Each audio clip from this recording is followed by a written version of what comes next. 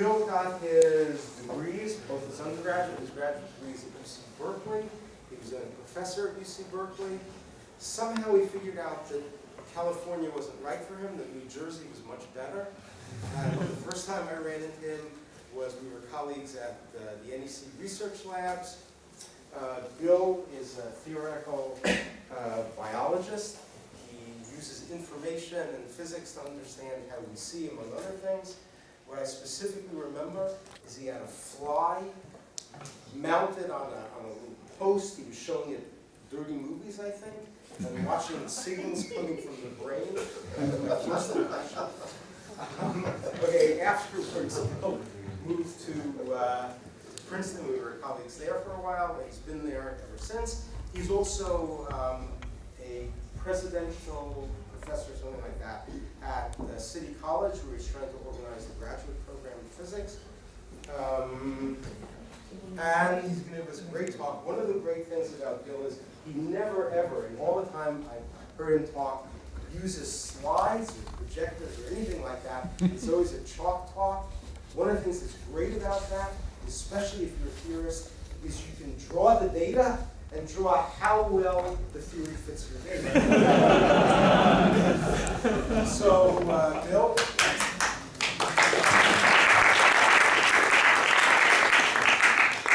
So I should assure you that Paul was the only one who detected the hidden obscenity in those movies that were being shown to flies.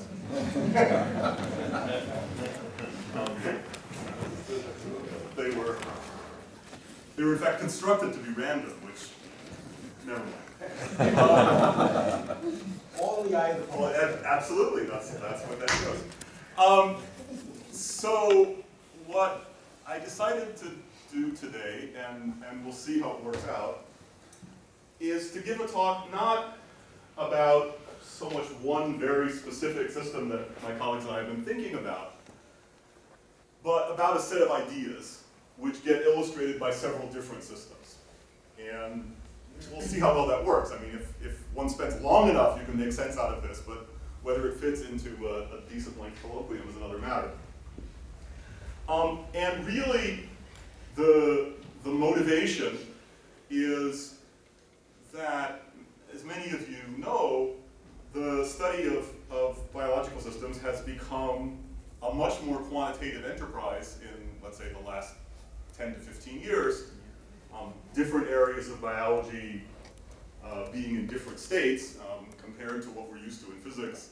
Biology is both enormous and incredibly fractionated. So speaking about biology in general is dangerous.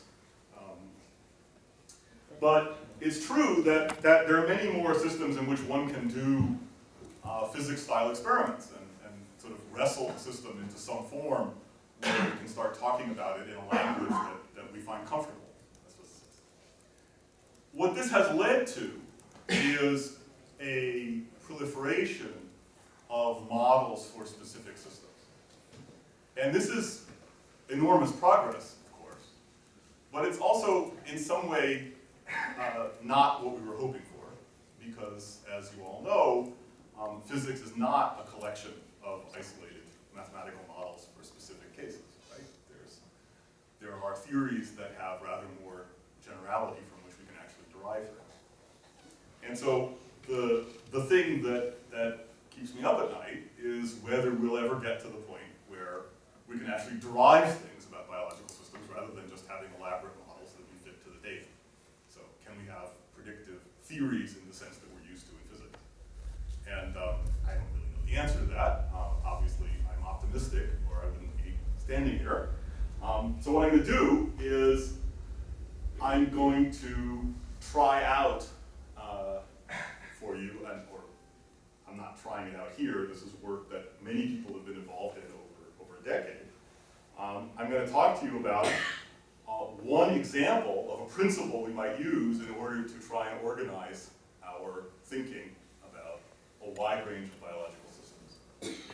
And this is the idea that a lot of what happens in biology depends on cells, organisms, even regions inside cells having access to information. And in many cases, that's hard to do because there's an enormous cost to transmitting information. For example, if you're a cell and you're going to get information through the change in the concentration of some molecule, well, molecules move at random, and so if you have relatively low concentrations of these molecules, their random arrivals at their targets where they actually can do anything makes for a very noisy process. And the result is that if you have a limited number of molecules to work with, then the amount of information that you can transmit is similarly limited. And the only way to get more is to make more molecules, and that incurs a cost.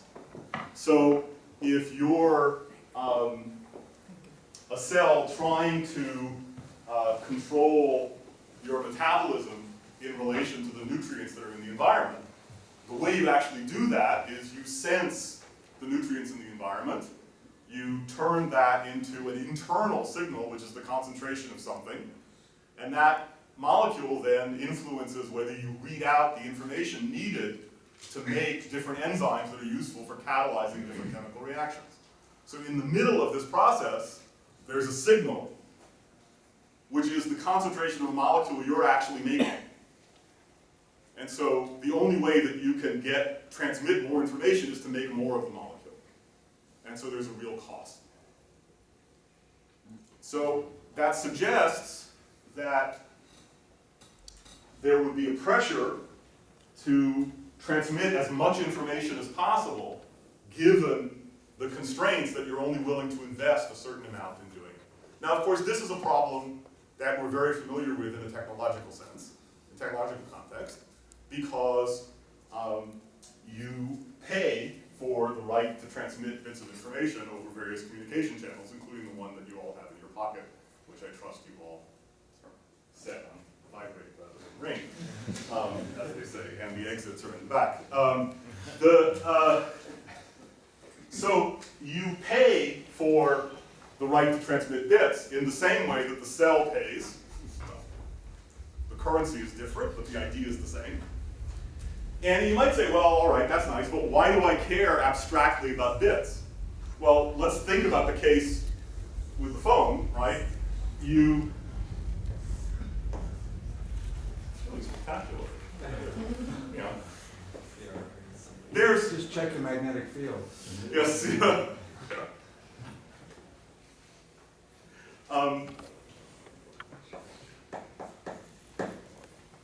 There's the number of bits that you transmit, but you're not really interested in how many bits get transmitted over your telephone.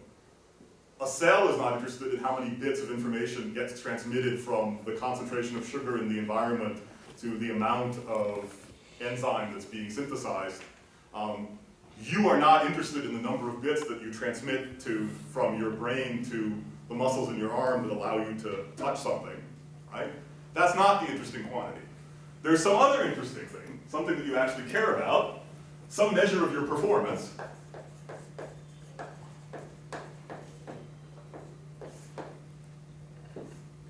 So for instance, if I have an object sitting here and I want to reach for it, in that case I missed, not a very good illustration. It helps to actually look at it, it turns out. When you reach for it, the amount of effort that it takes you to actually pick it up depends on how close you got to it when you first moved, right?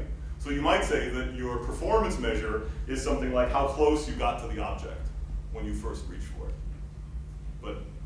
Or the inverse of that, or the amount of energy you need to expend to correct, or something like that. There's some measure of performance. Now, because of the technological importance of these questions, this issue of the trade-off between bits and performance was addressed very early on, and there's a subject in the engineering literature of information theory that actually goes back to Shannon, which is called rate distortion theory.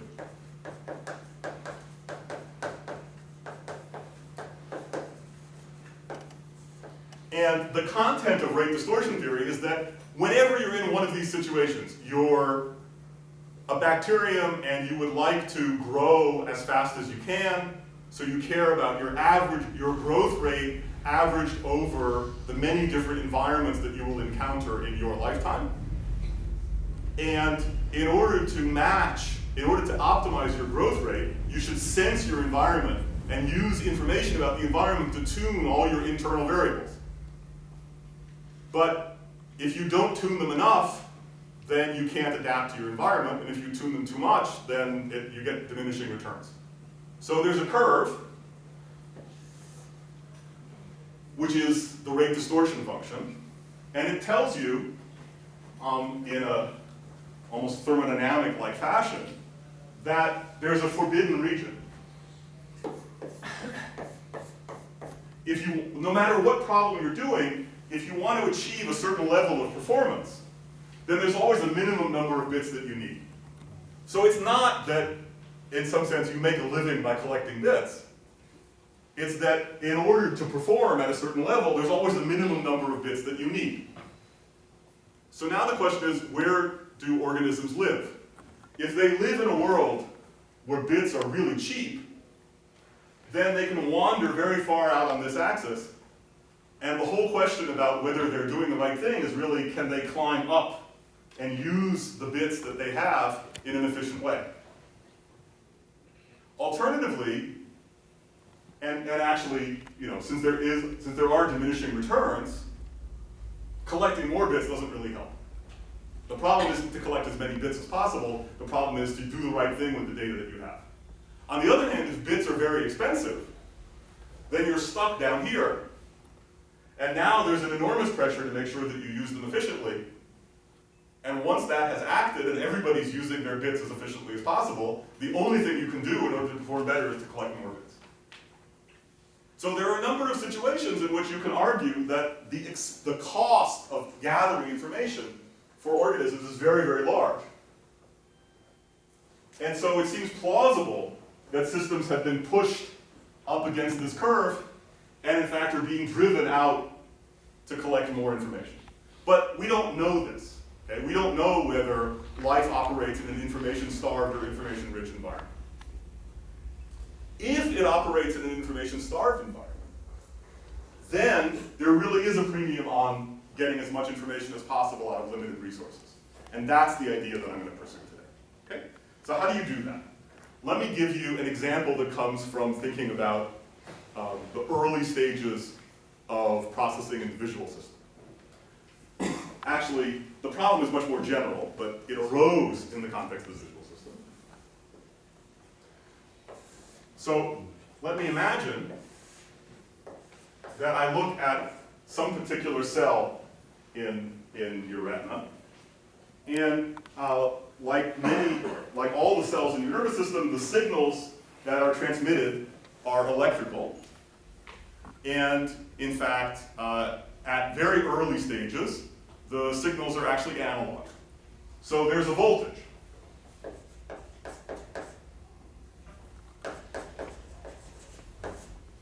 And the voltage across the cell membrane depends, for instance, on the light intensity.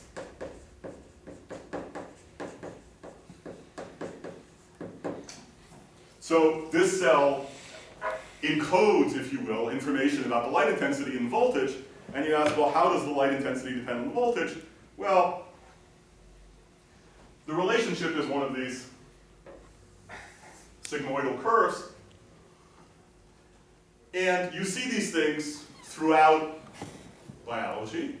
If instead of asking about a cell that responds to light intensity by changing voltage, I could go inside that cell and notice that, or I could go to that bacterium that's trying to respond to its environment, and I could put on this axis not the voltage, but the number of enzyme molecules that that cell makes to metabolize some particular sugar, and then on this axis, the signal that drives that is actually the concentration of some control molecule.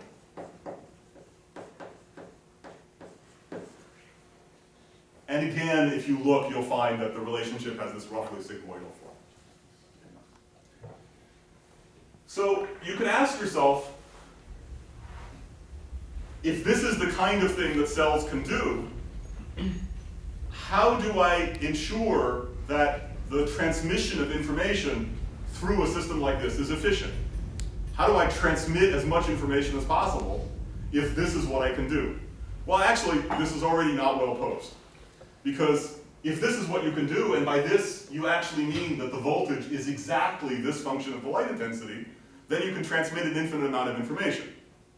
Because I give you a real number, and the cell writes down a real number with infinite resolution. And if you do it with infinite resolution, you have an infinite amount of information, there's no problem. Or, well, there's no difficulty in learning anything about the world because you have sort of infinite capacity to write stuff down. So that's not the interesting case, right? The interesting case is that this is the behavior of the system on average, and the real system is noisy. So in fact, somewhere inside the system, there's a finite number of molecules. I mean, in the case where there are control molecules that determine how many enzymes you synthesize, this is very obvious. In the case of a cell, where the light intensity determines the voltage, you have to know a little more about what's going on inside the cell, but it doesn't matter. Somewhere, there's some fundamental discreteness, and the discrete elements are behaving randomly. They could be a finite number of molecules. In the case of light intensity, of course, the photons themselves are discrete and arrive at random. So what you mean by light intensity is presumably the mean light, the classical light intensity. And now I do have a problem, right? Because it's no longer the case that I can distinguish an arbitrarily small differences in voltage. So a simple way of thinking about it would be to say, well, really,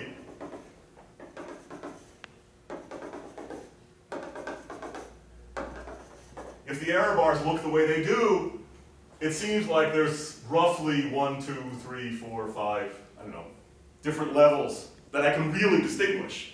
And now, if this is actually what the data look like, which it often is, okay, that is to say the scale between all the way off and all the way on versus the size of the error bars, now you realize that transmitting information is actually pretty difficult because these systems are small enough and noisy enough that the number of levels they can distinguish is not arbitrarily large. So now, given that, how do you make the best use of the system? So there's two ways to ask this question.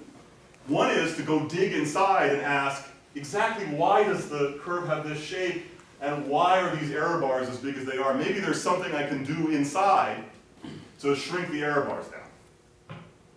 Let's leave that aside for the moment. Even if you take the error bars as given, so you say, look, the system has a certain amount of noise, there's nothing I can do about it. Then you might say, okay, you're done. You've lowered the noise level as much as you can, maybe. That's it. But that's not true. And you can tell that that's not true by doing a simple thought experiment. Imagine that you live in a world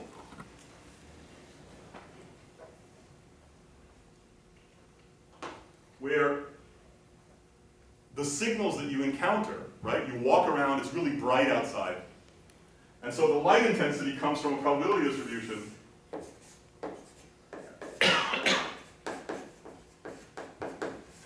that looks like this. Well, now, this little device is completely useless. Because essentially all of the light intensities are high enough that you're always up in this part of the curve, and you always occupy this level. And so the cell sits there saying 5, 5, 5, 5, 5, 5. No information. So what this tells you is that there's one problem, which is to be sure your noise level is as low as you can get it. But there's another problem, which is to make sure that the shape of your response function is matched to the signals that you actually encounter. So now this is something we're not so used to as physicists, right? Because when you go in the lab to measure something, you always set things up so that the dynamic range of your measurement and the dynamic range of the things you're trying to measure are matched to each other. And the whole problem is to get the noise level down. But as you walk around in the world, this is a very serious problem. So if you walked into the building 25 minutes ago, it was reasonably bright outside. You come in here, it's a little darker. By the time you go outside, it'll probably be darker outside than it is in here. Actually, not today, but you get the idea, right? So as you move around, this probability distribution is changing. In the simplest case, the mean is just moving around. But you can imagine more complicated things. Suppose that you were in the part of the brain that responded to motion. Okay? So there are cells in the visual system. In fact, the cells that my colleague Rob DeWouter was studying in the experiments where Paul imagined he was seeing all sorts of wondrous things, were experiments where Rob was recording from a neuron in the fly's visual system that responds to the velocity of motion across the visual field. So why is this important? It's important for flies the same reason it's important for us. If we're walking along, one of the clues that tells us that we're moving straight is the pattern of motion around us. Now if you're a fly, flying straight's a lot harder, right? Because you're small and it's windy, and actually your flight is rather more unstable than our walking.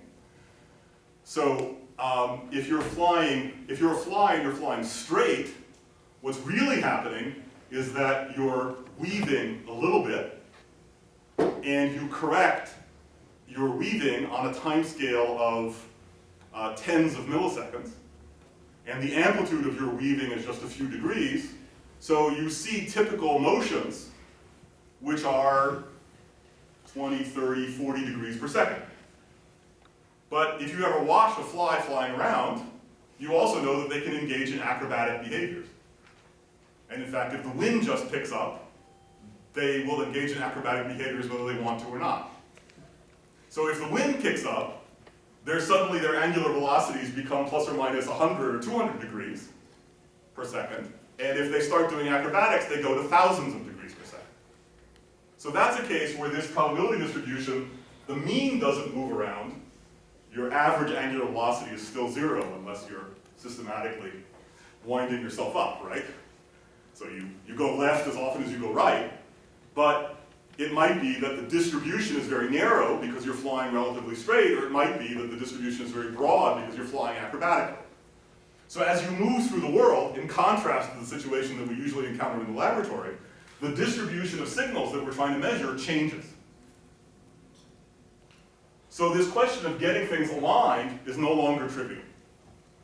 So let's think mathematically about what that problem corresponds to. So what's going on here is I have an input x, and I have an output y. So how much information does y provide about x?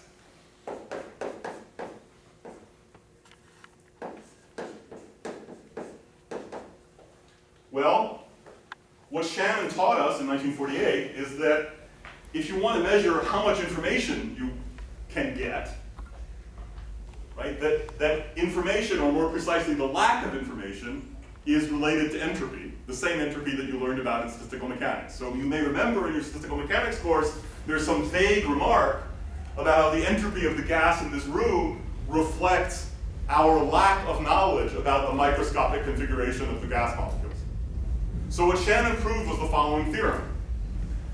Suppose that I asked you, what is the microscopic configuration of all the gas molecules in this room?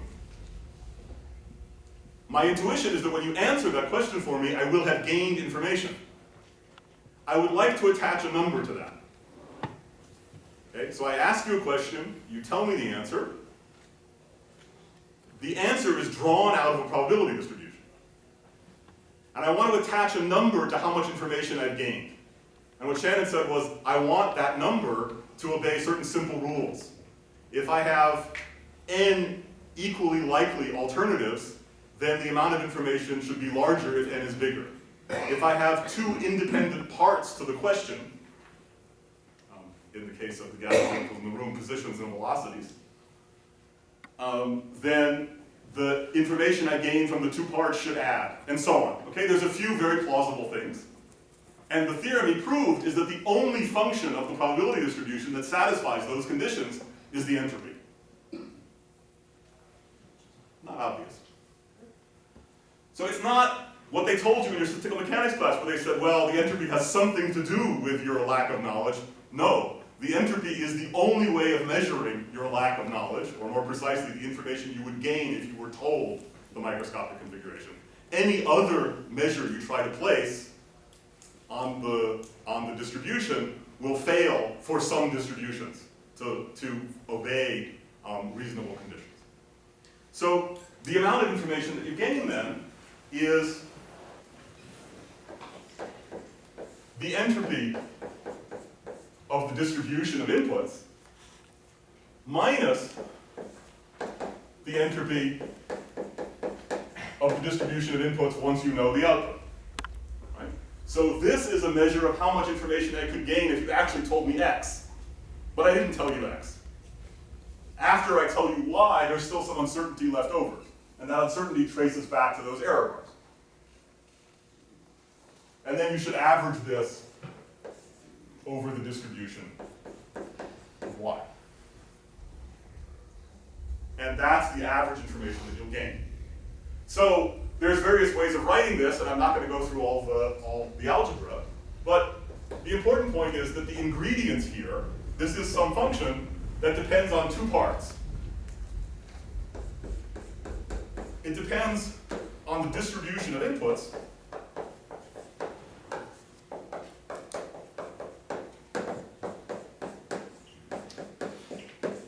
and it depends on the input-output relation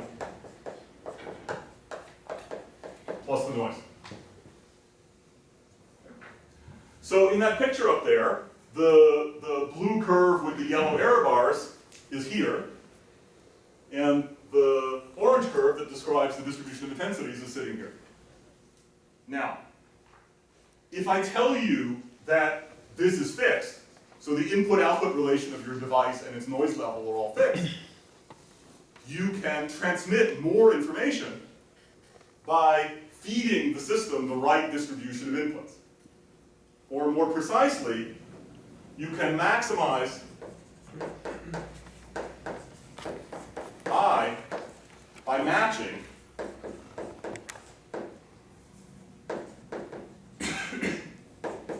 the probability distribution of inputs to the input-output relation plus noise.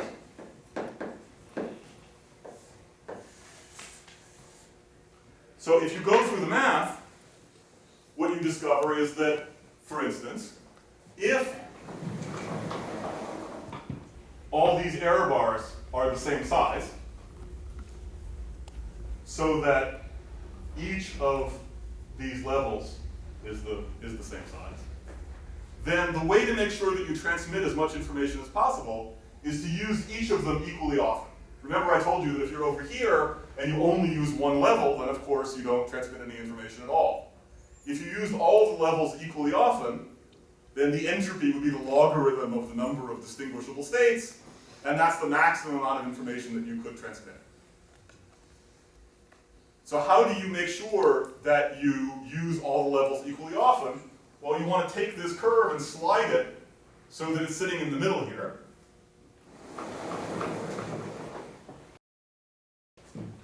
So in the example where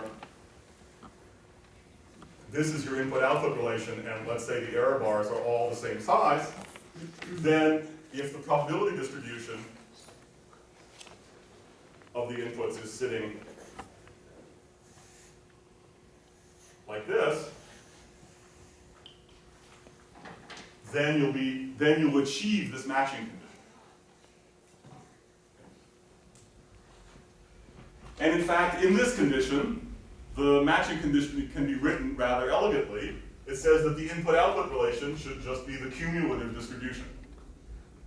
So if you differentiate the input-output relation, you'll get back the probability distribution.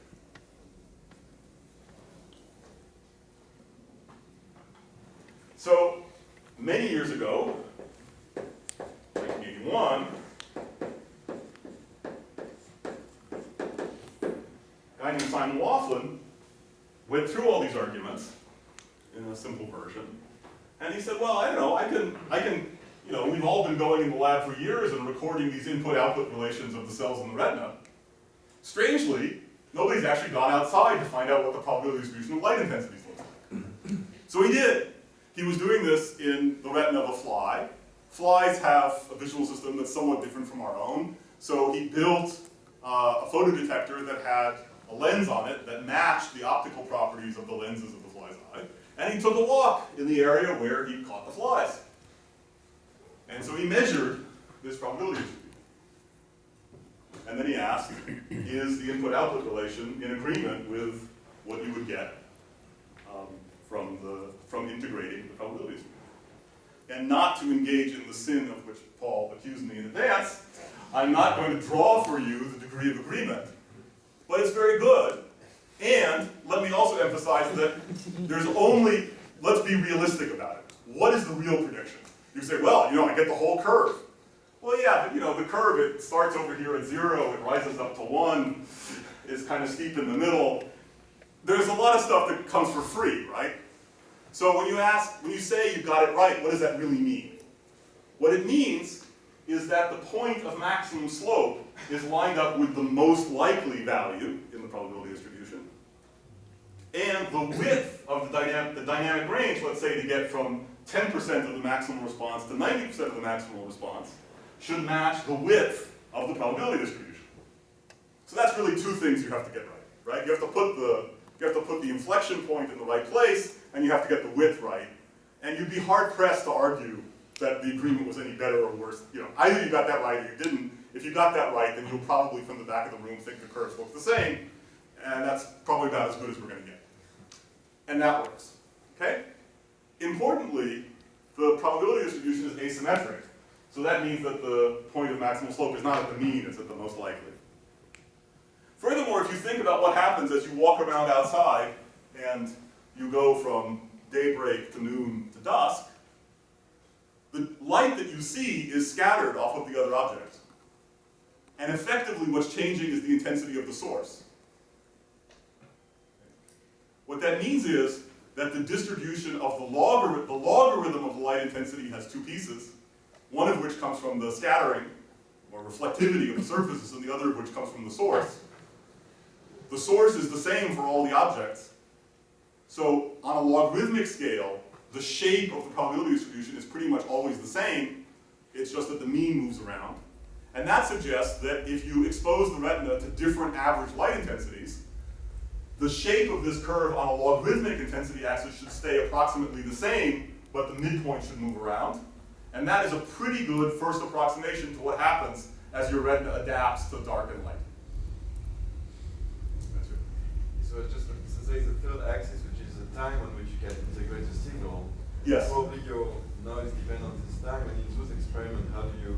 So this is a problem in the original discussion by Laughlin. He had a sort of snapshot view. So you should say that things are changing on a time scale which is the integration time of the receptor, and there's a question about how that time gets set. But let's leave that aside. There's a whole other line of reasoning about setting your integration time to maximize the rate at which you capture information. And the argument you're giving is essentially if you don't integrate long enough, the noise swamps you. If you integrate too long, you average together, you reduce your effective signal because you're averaging things together. And so that's another argument that people give. So in 2001,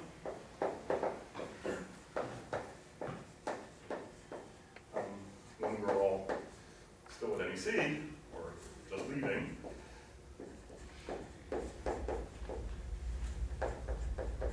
actually it started, let's say, around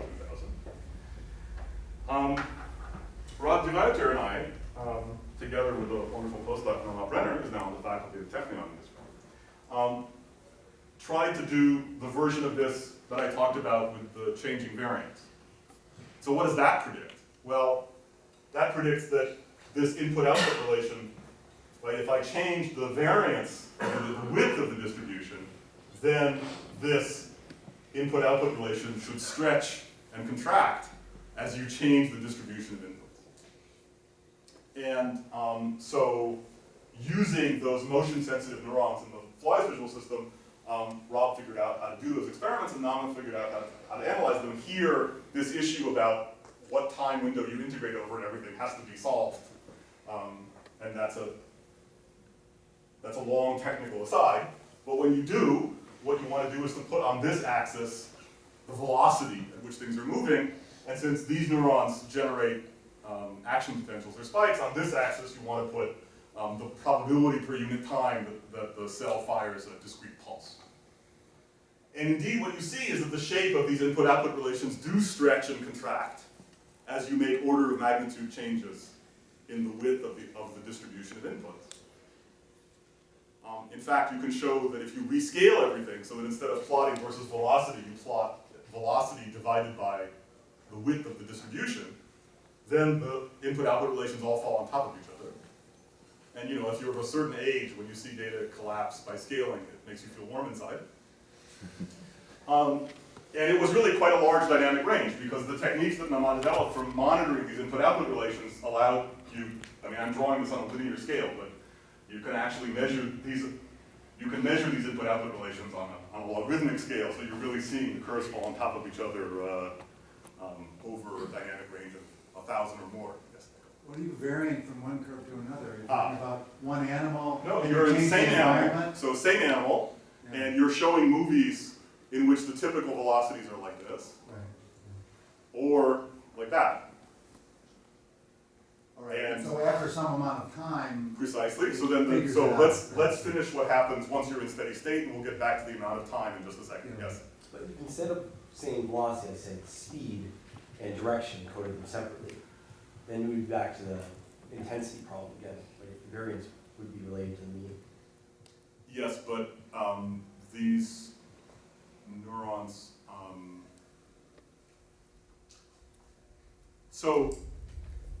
I guess the way to think about that. So first of all, direction.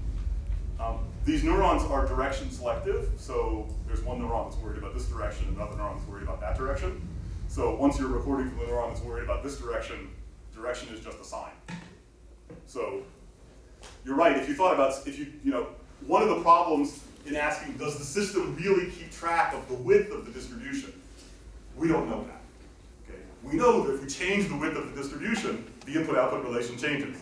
Exactly what it was that the system kept track of, that we don't know. Okay? So, but it doesn't matter. Well, sorry, if you want to know exactly what's happening, it matters. But from this point of view of, am I getting any predictions out of this theoretical framework, it doesn't matter. Once I convince you experimentally that the system can adopt input-output relations that could look like this, or like that, or like that, right? They can be stretched and contracted. The idea that the amount, if I double the width of the probability distribution, I should stretch by a factor of 2, that seems reasonable, and that's what we see. But there's still one thing left, right? Whenever you do scaling, there's always, this scaling is very simple, right? The slope here should be inversely proportional to that width. But there's a coefficient. So if I measure the slope here, it's inversely proportional to that width. But what's the coefficient? So you can imagine that the system chose different coefficients. So it did the scaling, but with a different prefactor. And then you can ask, if you had the neuron that had the different prefactor, and it actually had this input-output relation, and you go back to this formula and calculate how much information would be transmitted, what you discover is that the prefactor chosen by the neuron is the one that maximizes the information. So this tells you that not only does the system qualitatively do what you think it ought to in order to maximize the information, but quantitatively it does too. As was pointed out, you can't do this instantaneously, because when I change a probability distribution, it takes me a little while to notice that the distribution changed. So the next step was taken Fairhall, who's now on the faculty at the University of Washington. And she, together with Rob, designed experiments where you switch back and forth between the distributions and you try to catch the system, as it were, using the wrong slope. And it turned out that the most sensitive way of catching it was to actually measure how much information is being transmitted. And what you see is that when you switch, the detailed timing of where these pulses are coming momentarily transmits less information than it does in steady state, and then it recovers because the system, twists into the new input-output relation. And if you ask, how long does it take? You could say, well, I'm drawing numbers out of a probability distribution. I'm measuring them with a certain accuracy. They have a certain correlation time. How long is it going to take me to notice that the distribution changed? And the answer is that's how long it takes to change. What are they measuring about the animal while they're changing You're again just recording from the neuron. So in this case, so in the first case, we were with voltage, but now let's think about this as the probability per unit time of a spike. And here you have the velocity of movement. Yes? If you take like two different flights, is the shape preserved? Reasonably, yes. This is actually an interesting question. There's a kind of coarse description of the system which is universal across flies and species. And if I now look very carefully at exactly what is being computed, so again, velocity is really a function of time. And so the question of how does the system filter that function of time to get the number that's plot on this axis, that filtering is a little bit different from fly to fly. And there are slight differences in these input-output relations, but it's quite universal. And those differences are interesting. I don't want to gloss over them. But. How adaptive is it? Suppose you give the fly a distribution that's never encountered in its history, like two peaks far apart or something. So this gets back to the question that you were asking about how do you know, if I think about it not in terms of velocity, but in terms of speed and direction, then what was a variance becomes a mean, right? So if I change the variance of a distribution, the mean of the absolute value changes. Yeah, but So one of the problems, right? But the problem is that if you give a distribution that has a different shape, then even rather weak nonlinearities anywhere along the process can change the shape, right? So for instance, you say, well, make something strongly non-Gaussian. Well, of course, if it's non-Gaussian but has a short correlation time, then integration will turn back into a Gaussian. So then you say, well, no, I want something that's non-Gaussian but has a longer correlation time. So we've played with this, and somehow we never found, this is a while ago and we all... But it never does this. This system does not seem to grow, well, under certain conditions you can see non-monotonicity in the input-output relations. And I'm not sure we understand how that fits into this picture. So these ideas actually originated in these neural contexts. And then the question is, can I do better, right? Is this really an idea that's general, or is it, well, a little story about neurons making action potentials and whatever? So let's try a very different system. Let's think about a developing embryo. We're still going to do flies, actually a different kind of fly. This is sort of coincidental since it was, the fact that it's flies in both cases doesn't mean anything because we're going to talk about a very different process. We're not going to talk, over here we're talking about an adult fly and we're talking about its visual system. Now let's talk about how a fly builds its body plan.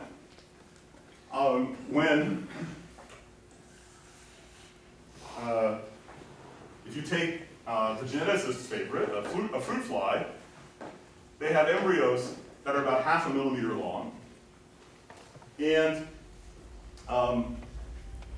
the fruit fly embryo is the closest to the physicist's idealization that we're going to get. It's a closed container, Okay? There's a shell, right? Eggs have shells. You may know this. And so it's a constant volume. Oxygen can get in and out, but nothing else. It's a constant volume. And during the first couple of hours of development, after the egg is laid, the things are happening so fast that the embryo doesn't bother to build cell walls. So you start with, right, an egg is one cell, and it's big, and it has one nucleus. Now normally what you would think would happen is that the cell would divide in half. That's not what happens in flies. What happens is you just make 2 nuclei, and then 4, and then 8, and this happens for 13 cycles, until you've made 2 to the 13. And then there's a pause, and you build walls and everything else. So during this first couple of hours, it's a box, right? Things can diffuse around inside.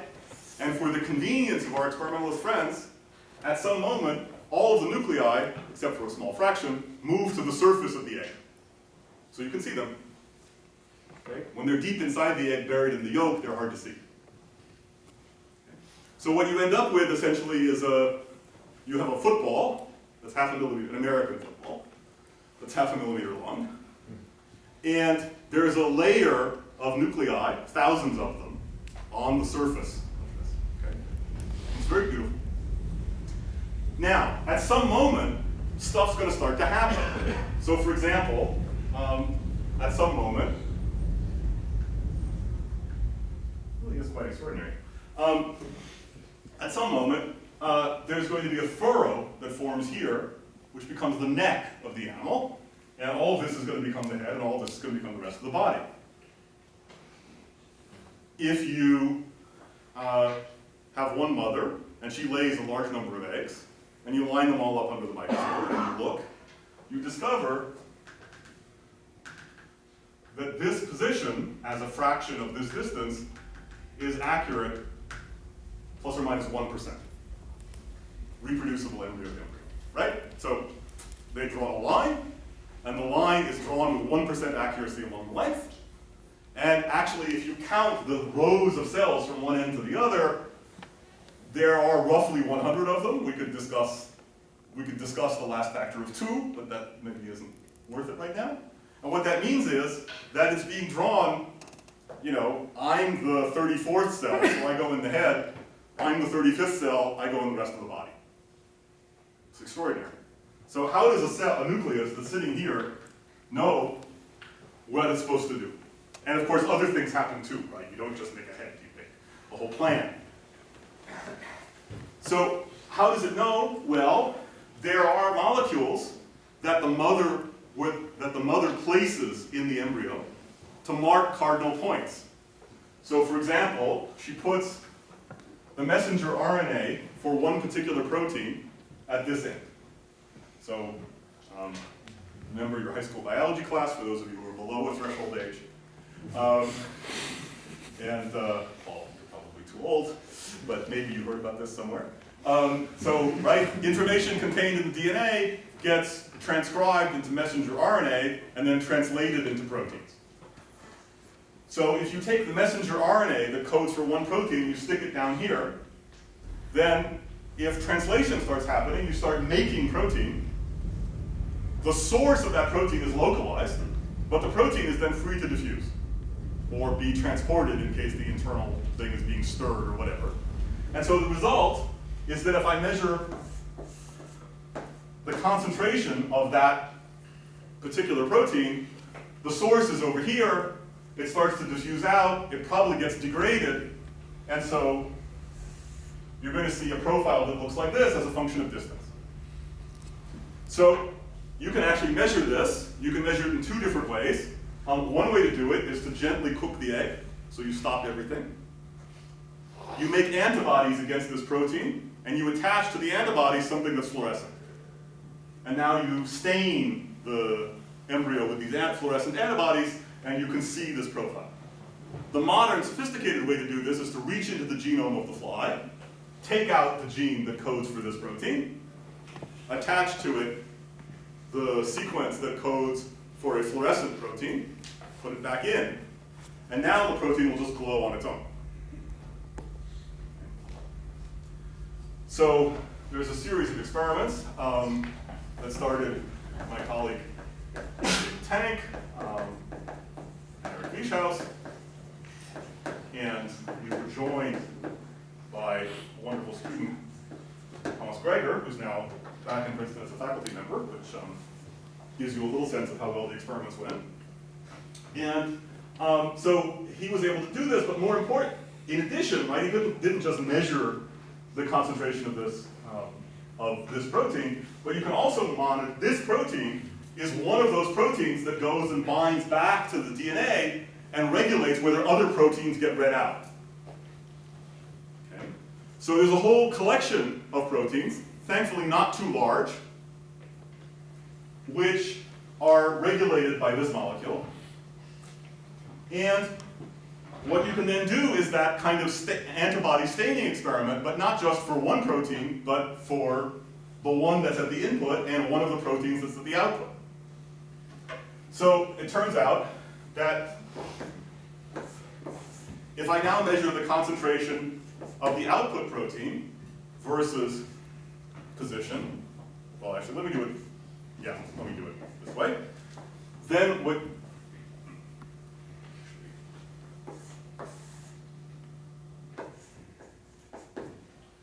if I monitor the concentration of the output protein as a function of position, what I get is something that looks like this. But if you think about it, if you plot these against each other, what you have is another one of these sigmoidal input-output relations, right? Over here, the input concentration is low, the output concentration is low. Over here, the input concentration is high, the output concentration is high. And they switch somewhere in the middle. Except now, what you can do is go and look at every single nucleus that you can see, thousands of them, and instead of just measuring this average, you can actually get thousands of samples. And that means that you know not just the average, but also the error bars. Okay? So, I'm sorry, I'm not sure I understand. So you have some stuff that's produced on the left, and that makes what you call the input concentration. Yes. What's the output? What is it? It's another protein. So every nucleus, right, has the genetic information to make all the proteins the organism is ever going to make. This protein activates the making of one of those proteins, Okay, all right. and we can measure its concentration. Yes. Is this really functional in one molecule's concentration? Hang on. That's a good question. Okay. I don't want to blow it off, but let me get a little further before we get to that. So each point is one egg or is one cell? Is one nucleus. One nucleus. Okay. So you're assuming that because the egg is going to average maybe on the circumference. Hang on. We'll get there. Sorry, actually that one, let me just answer that one directly. Remember I said there's a question about how big the error bars are, okay? Here there's a big problem, right? Which is that what's actually going on here? What's actually going on is that you have a piece of DNA. Here is the gene for the output molecule. Here are the places where the input molecules are supposed to bind. Turn on that gene. Right, and they're close enough that they can influence whether this gene actually gets read out. Okay, exactly how that works, that's a complicated story, but the only way this is ever going to happen, right, is if these molecules find these targets. But they have to diffuse up to these targets. Now, there's also a complication of do they diffuse in 3 dimensions, or do they bind to the DNA and slide along it? Let me leave that aside for the moment. If you realize that there's some randomness in the arrival of these molecules at their target, these targets are very small. Okay? It's equivalent to trying to, check the number of students enrolled at NYU by standing on the sidewalk like this and asking how often people run into you. Right? Right? The nucleus is a very big place, right? It's the size of the neighborhood. If this is the size of, if your arms reach the size of the binding site, the nucleus is a kilometer across. If I take 2 cells that are right next to each other, and I read this off, this difference is only 10%. It turns out that if you measure these error bars and project them onto this axis, it's also 10%, which tells you that this is just reliable enough for two neighboring cells to distinguish themselves from each other. If you try to make estimates of the rate at which these molecules are arriving and the shot noise in that arrival and so on, it doesn't work. Okay. So it could be that we're wrong about the concentration, it could be we're wrong about the diffusion constants. It would require conspiracy of being wrong about all of those things by a couple of orders of magnitude, which could happen, but a much more likely answer is that, especially since there are no walls between the cells, what happens is that you get some degree of local averaging. And the local averaging presumably also happens by diffusion, so you can estimate how much of that there is, and that's just enough that within a few minutes, you should be able to get the error bars down to this, which is what you need because that's how long it takes for the nuclei to go through their cycles. If that's true, then the noise in neighboring nuclei will not be independent of each other, and it's not, and the correlation length of the noise is just what you would expect to get the error bars down. So that's a little aside about the error bars. If you take this picture and you ask, well, suppose I have the same problem I had over here. I would like, this is my little element that takes inputs and gives me outputs. I'd like to push as much information through this as I can. Why do I want to do that? Well, because that information is really information about position. I've described it as being information about this input concentration, but ultimately what I care about is where I am. And in fact, I'll take that point of view more literally in just a moment. But if I take the view that position has been encoded by this concentration, I'd like to transmit as much information through here as possible. So I have another version of this matching problem. And that was realized by my student Gasper Tkachik, and actually Gasper and I did this with Kurt Cowan. And Gasper's now at the IST in Austria, for Science and Technologies, New Institute. And as an aside, Gasper, Kurt, and I were thinking about this theoretical question, and we thought we'd actually made some progress and had a kind of interesting answer. And despite the fact that at the same time I was working with all of these gentlemen thinking about flies, I didn't realize that the fly provided an example. But fortunately, the student who was doing the experiments and the student who was doing the theory shared an office. So they figured it out. So there are various sociological lessons in that. Which I'll leave for you to infer. And an important aspect of Tomas's data is that the assumption that Simon Laughlin made when he did his calculation is explicitly wrong. That is to say, the error bars are not the same everywhere. And you sort of know they can't be because you're counting molecules. If you have no molecules, there's no variance. If you have a large number of molecules, then the fractional variance you expect is low. In this region, you're very sensitive to small fluctuations in the concentration. So this shot noise actually gets amplified. So there's a very complicated, well, it's not very complicated, there's a non-monotonic pattern to the size of the noise along here. And what that means is that you shouldn't use all of your levels equally often. Right? You should use the more reliable ones more often if you work through the math. And so what that means is that if you look at the probability distribution of the concentration of the output molecules, then since the noise is very low over here, you should try and use that fairly often. And the fractional noise is actually very low over here, so you should use that often. But in between, there's a lot of noise, so you should try to avoid those things.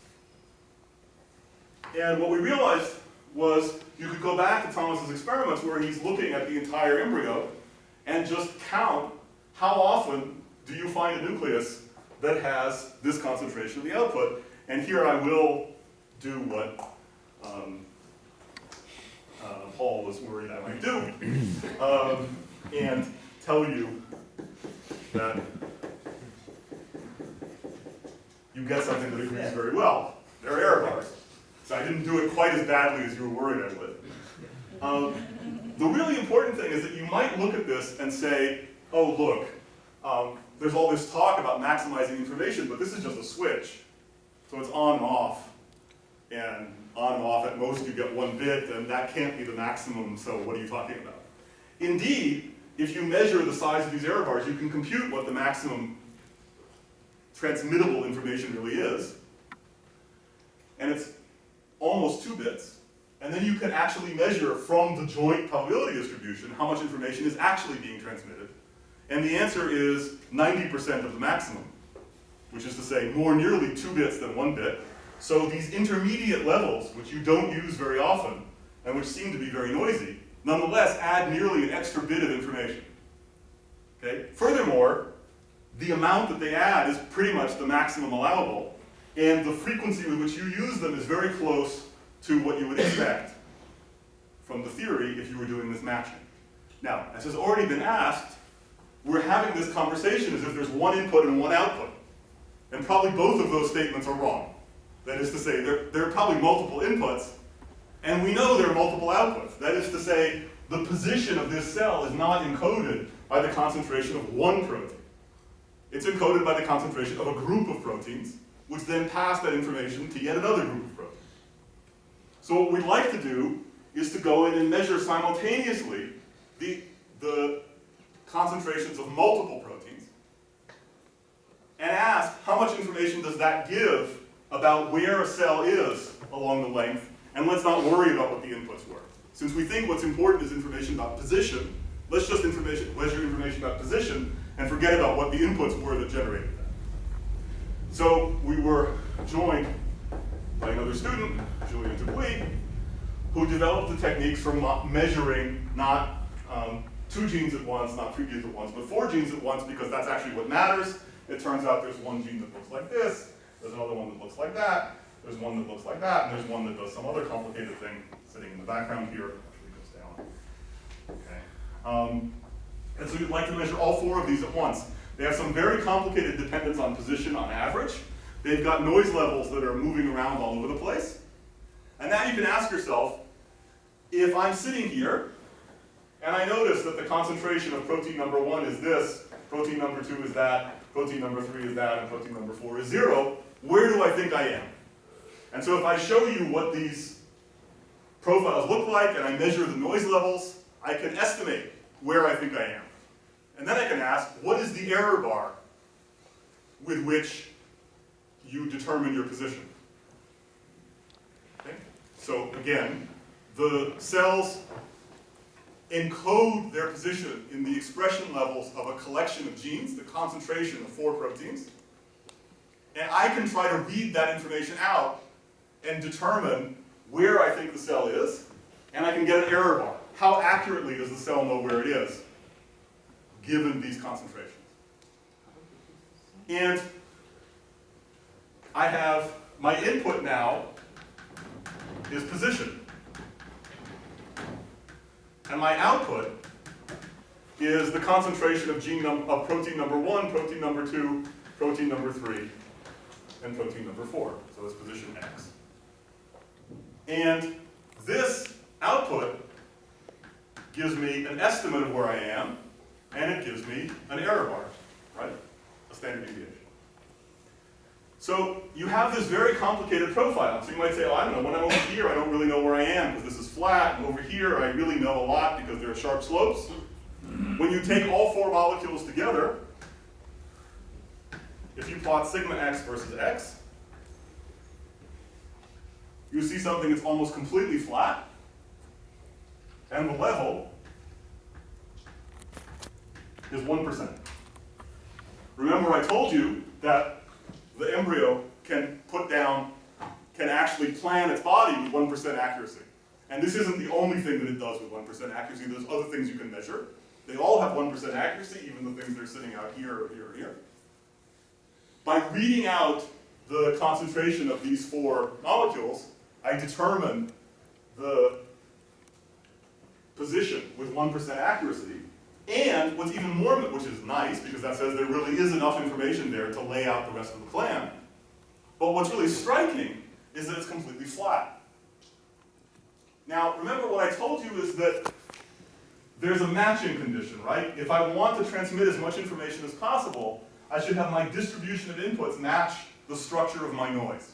So for example, if my noise is uniform, I should use all of the levels equally often. Position is uniformly distributed, right? The cells can be anywhere along the length, and the density is pretty much constant. There's small deviations. Okay? So that says that if I'm trying to encode position, I better do it to match. I better have a system whose noise level is uniform. And that's what you see. But that comes out of a very complicated set of patterns. So we think that this is the sort of multidimensional generalization of this matching or this matching. Okay. Now, everything I want to say, it turns out, does not fit in there. So let me tell you what I did, and then give you a hint of what I didn't do, and then I'll stop.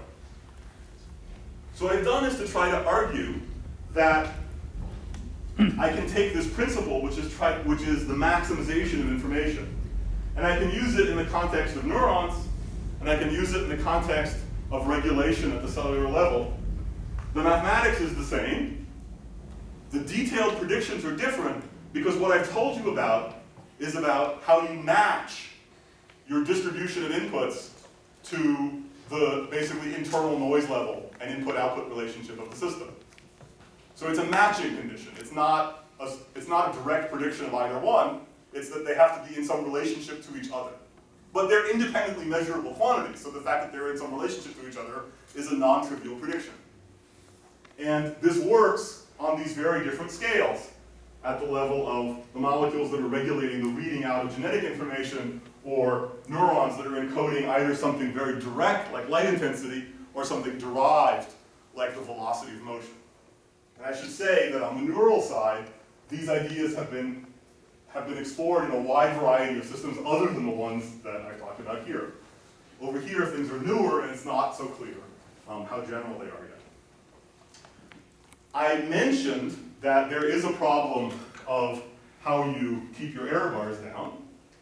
What I didn't talk about was what you can do to maximize how much information you're transmitting by, as it were, controlling the architecture of the network of things that are doing the signaling. So in the system that I've just been telling you about, there are presumably input molecules, of which we know one for sure, and we think we know the others, but I was talking about one, so let me just leave it at that. And then there were these output molecules that we were measuring to determine position. And we know that the input feeds into the output. And if this was all I drew, you would suspect that each one of these arrows stands for one of these sigmoidal input-output relations, like the one I drew up there. And then you could ask, well, how do I position those sigmoids along the concentration axis so as to get as much information out of the group as possible? But there would be a problem, which is, let's say this is the one that turns on with the lowest threshold, and this is the one that turns on with the highest threshold. There's an enormous redundancy here, because when you know that this one's on, you can also be sure that this one is on. So this is a problem that has also been discussed in the neural context. You have two cells that are sitting next to each other in the retina get very strongly correlated signals. And as a result, that limits how much information you can transmit, because every cell's saying the same thing. So what do you do about that? Well, you arrange for the cells to turn each other off. So you should have interactions in which, when this molecule is on, it turns that one off. And maybe vice versa. And I don't know, maybe they should reach around, we don't really know the details. And so with Gasper and Alexander Volchak,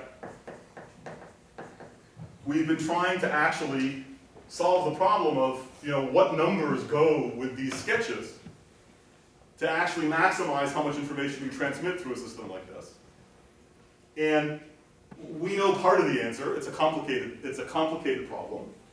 One of the really interesting answers is that almost any time you draw a model like this, there's some place in the parameter regime, right? If you think about it, if I have two things that can turn each other off, if the interactions are very weak, nothing special happens. But if the interactions become very strong, it becomes bistable, right? You can have one of them on and the other one off, or the other way.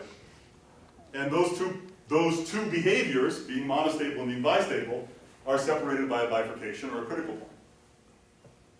As you approach the critical point, this system slows down. And that slowing down causes a length, right? It means that there's a lengthening of the integration time of all of these signals, which serves to suppress those noise sources that come from random molecular arrivals. So depending on how the parameters work out, you can find that one of the ways of maximizing how much information you transmit is to push this system close to its critical point so that the resulting long time scale averages out all of the noise, which is going inside and changing the error bars rather than changing the way the distribution matches the error. So, this is the last thing I'll say. With Dima Krotov, we've gone back to look at the data that Julien and Thomas collected. And you see all sorts of weird things. The most striking of which, right, if in every nucleus you have a network like this, which is poised near its critical point, and the molecules can diffuse, then you're going to get to a situation like you're used to in near a critical point, where you have long-range correlations.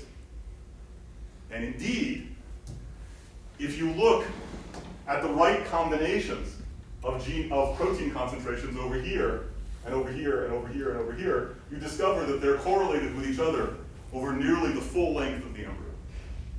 If you look at the wrong combinations, right, the system has it's a four-dimensional system, so the order parameter, as it were, is one direction in the four-dimensional space, and that's the thing that grows the long-range correlations. The other directions, there's no reason they should be long-range correlated, and in fact, their correlation length is very short.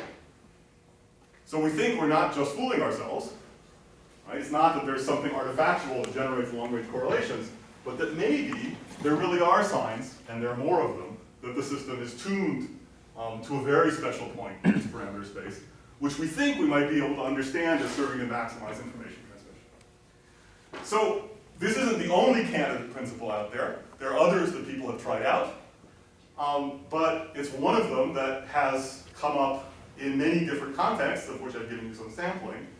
And I hope, at least what comes across is that by starting with this principle, we can calculate at least relationships among independently measurable quantities in these systems that don't depend on fitting parameters, right? That really follow from the general principle in the way that we're used to in physics. Now, whether that means we've got the right principle or not, that's a much harder question.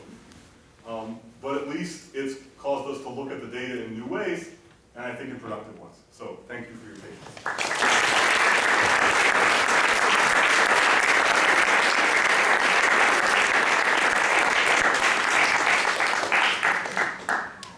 Some questions?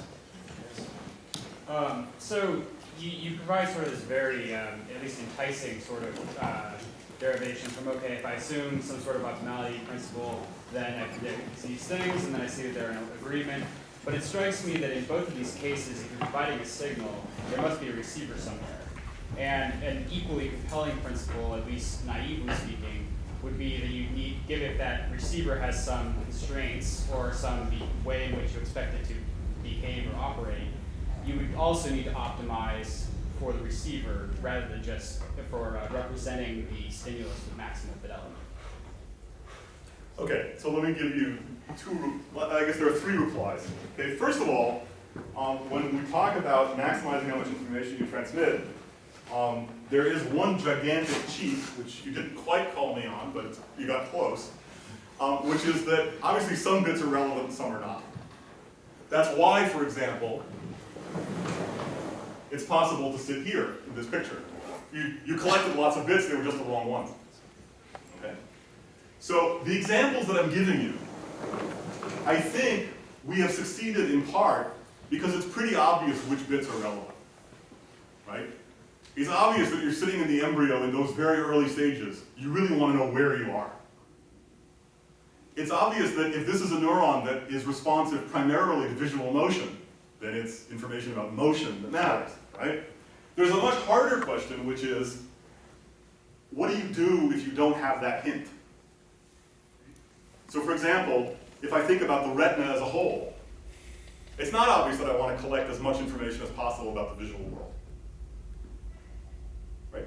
There's some things I care about and some things I don't. So an idea that we've been trying, I'll get back to the other parts of your question in a second. An idea that we've been trying is to say, well, I don't know which things I care about, but I know something I don't care about. I don't care about anything that's not predictable. Or sorry, that doesn't carry predictive power.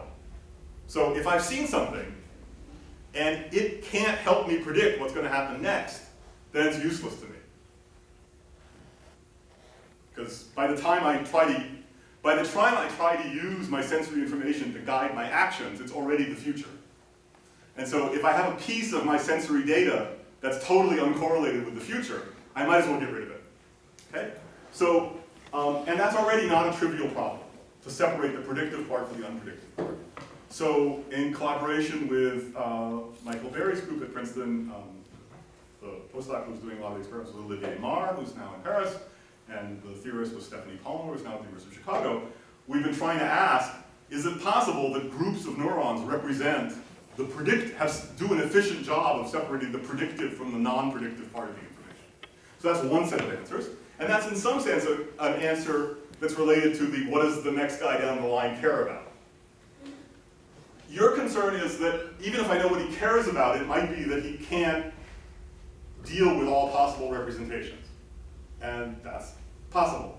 And we've sort of assumed that that's just not a problem. I should say that in the history of discussions about the coding of information in the nervous system, there is an annoying feature to the history, which is that when you get close to answering the question about what information is represented at this level, only then does somebody say, oh, no, that's not what I wanted to know. I really wanted to know what this guy over here cares about, right? Which is a question, you can keep doing this, right? And so if you want a well-posed problem, you have to break that. However, or find a way to think about a whole closed loop or something, which I think is really interesting. I don't think anybody knows how to do that. So the nervous system example, if we're talking about, for example, probability of spikes per second, sort of rate coding, how in this framework do you fit in the fact that there are other sorts of coding that we have reason to believe the nervous system uses, like latency coding or even amplitude coding? If you're the first cell to discover that you can represent light intensity with a latency code also, so how does that fit in terms of you found extra bits? So, right. Have you done there? So, by the time we did this in the motion-sensitive neurons in the fly, we knew quite a lot about the structure of the code. So we knew that we could read out, essentially spike by spike, something about the underlying velocity as a function of time. So it makes sense to ask, to use as an output the probability of making one spike. You could say, well, another thing that we know is that two spikes like this don't correspond to the superposition of the signals that generated the spikes individually. Two spikes like this just about do, and two spikes like this actually don't again, because there must have been something in the middle that stopped all the spikes from happening.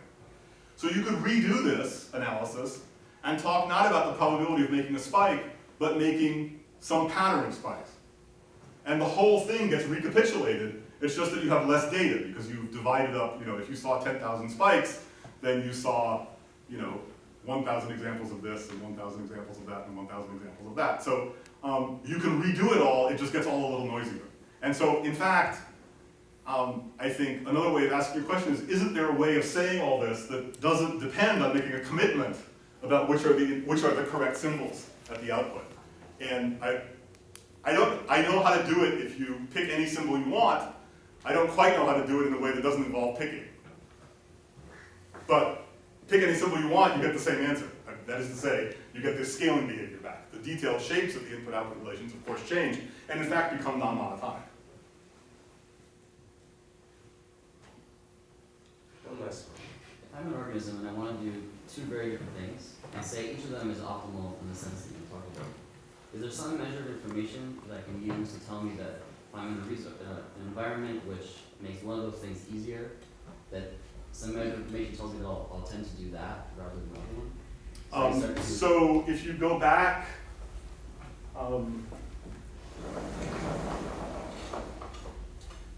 to a framework like this, right?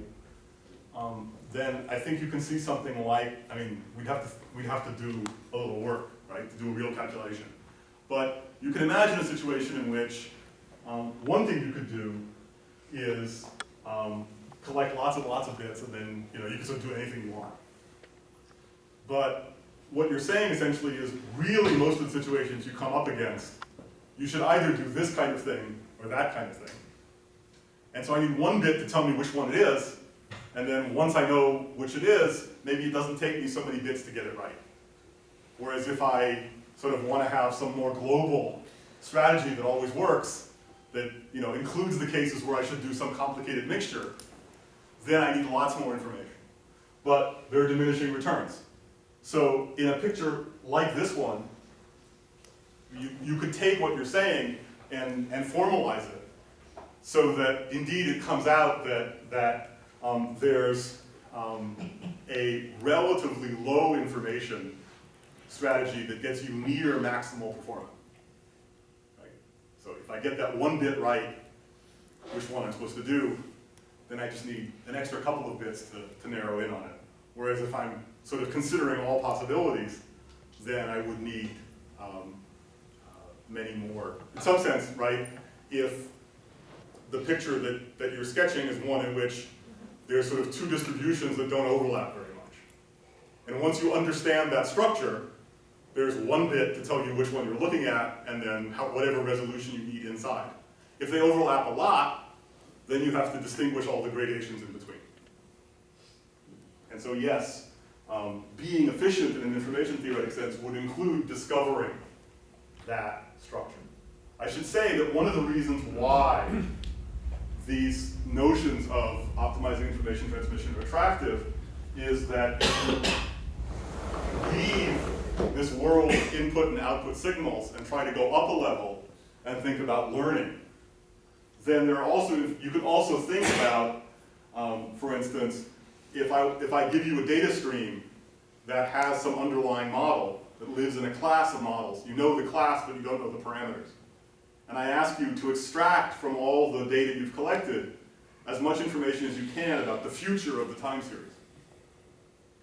And compress it to give me as efficient a description as possible. The solution to that problem is to learn the underlying parameters. And so this whole picture lifts up to a much more sophisticated level of problem. Okay, for more questions, there's wine and cheese on the 6th floor, and you're welcome to come up and